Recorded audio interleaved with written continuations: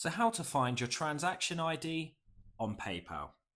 So to find your transaction ID on PayPal, it's very simple to do. So first things first is you just want to go ahead and click on activity right at the bottom here.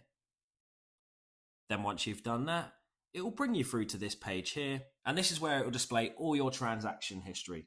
So you just need to go ahead and find the specific transaction that you want to see the ID for.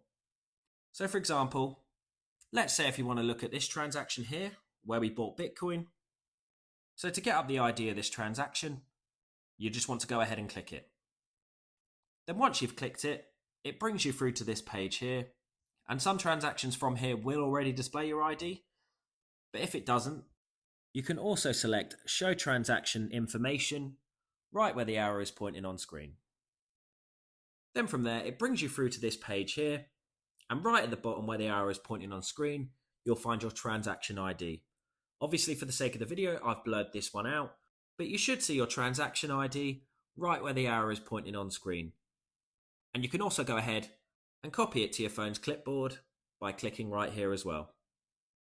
And there you have it. If you found this video helpful, please subscribe as it helps the channel massively.